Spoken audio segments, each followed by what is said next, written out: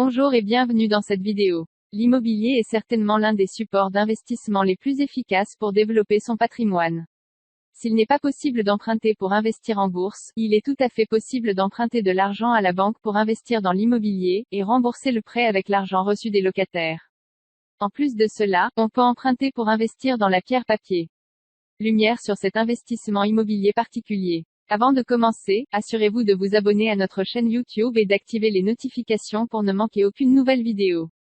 Vous pouvez également télécharger votre livre offert, Immeuble de rapport, comment et pourquoi investir.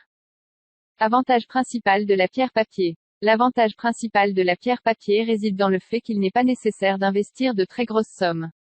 Si on n'est pas à l'aise avec les investissements, notamment dans l'immobilier, commencer avec la pierre papier peut être une bonne solution.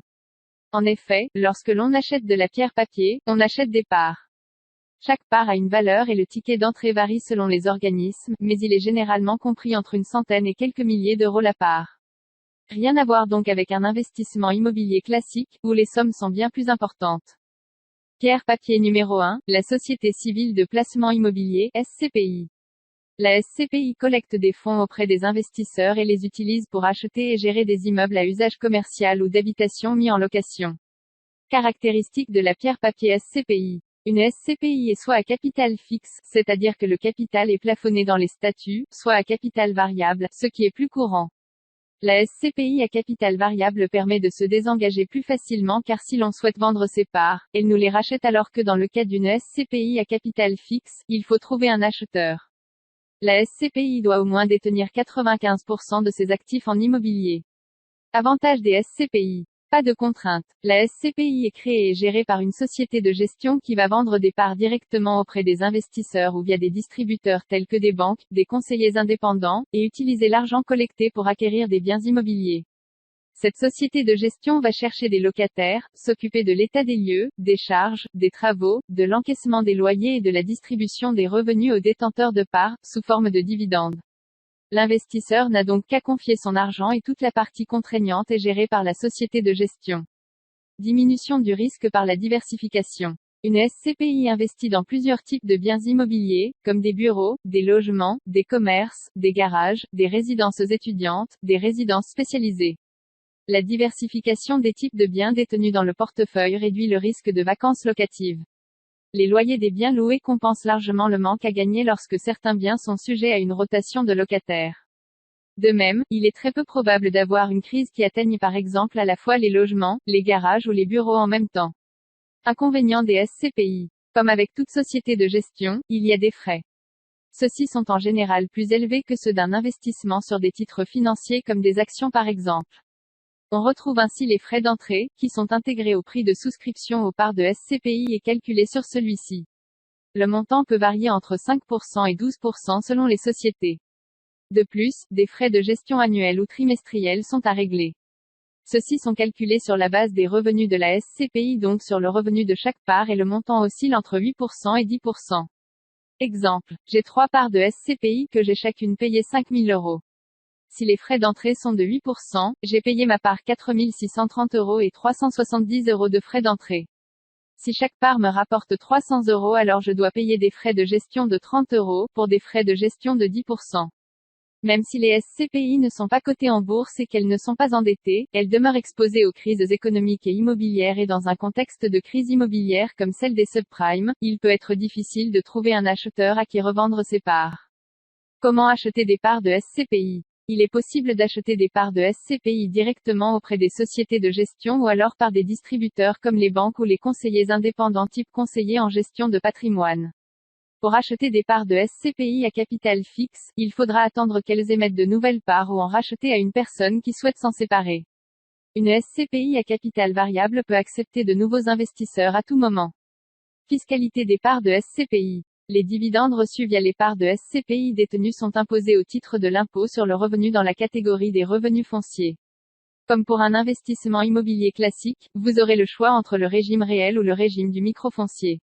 De plus, étant assimilées à un bien immobilier, les parts que vous vendrez sont soumises à l'impôt sur les plus-values immobilières dont vous devrez vous acquitter lors de la vente, si vous avez réalisé une plus-value. Pierre papier numéro 2, l'organisme de placement collectif immobilier, OPCI.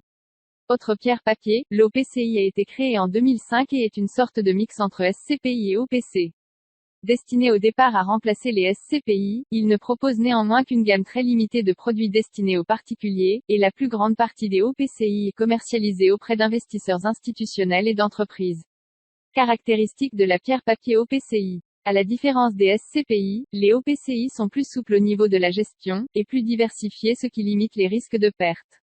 Les OPCI doivent être investis à 60% en immobilier et leurs actifs doivent comprendre au moins 5 à 10% de liquidité dans l'optique de racheter les parts des investisseurs, ce qui en fait un actif plus liquide. Le reste est investi en actifs financiers comme des actions ou des obligations par exemple. Il s'agit d'un placement collectif non coté en bourse, et réunit l'épargne de nombreux investisseurs pour les placer dans l'immobilier locatif. Ils peuvent prendre la forme de FPI, fonds de placement immobilier, à l'image des FCP, fonds communs de placement, ou de SPPI-CAV, sociétés de placement à prépondérance immobilière à capital variable comme des SICAV. Comment investir dans un OCPI? Comme pour la SCPI, il est possible d'obtenir des parts d'OPCI directement auprès des sociétés de gestion, ou alors via des distributeurs comme des banques, conseillers indépendants, assureurs. On les retrouve souvent dans les unités de compte des contrats d'assurance vie. Comme pour certaines SCPI, si vous souhaitez vendre vos parts d'OPCI, les sociétés de gestion ont l'obligation de vous les racheter. Fiscalité des OPCI. Elle dépend en grande partie de leur forme juridique des OPCI. Certaines seront imposées sur les plus-values immobilières, donc sur les revenus fonciers. D'autres le seront en tant que valeur mobilière comme les actions et subiront la flat tax de 30%. Avantages et inconvénients des OPCI. L'OPCI présente globalement les mêmes avantages et inconvénients que la SCPI, à savoir des frais d'entrée, mutualisation et diversification des risques, délégation de la gestion et des travaux, liquidité en cas de revente à la société de gestion. En plus de cela, vous déléguez la gestion des actifs financiers contenus dans le pack OPCI. Pierre papier numéro 3, la société d'investissement immobilier cotée, SIIC. En tant que pierre papier, les SIIC sont un autre moyen d'investir dans l'immobilier. À la différence des SCPI et des OPCI, les SIIC sont cotés en bourse et leur valorisation est donc liée à l'évolution des cours sur les marchés financiers.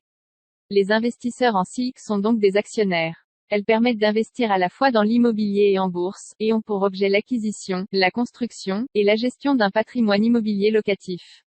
Elles se rapprochent des sociétés d'immobilier cotées aux États-Unis ou au Canada appelées REIT, pour Real Estate Investment Trust. Elles doivent redistribuer à leurs actionnaires au moins 85% des loyers perçus et 50% des plus-values réalisées. Merci d'avoir suivi cette vidéo jusqu'à la fin. Si elle vous a plu, n'hésitez pas à la partager sur les réseaux sociaux et à nous faire part de votre point de vue dans les commentaires. Vous trouverez également dans la description, différentes ressources utiles comme l'ensemble de nos livres numériques gratuits et téléchargeables. À bientôt.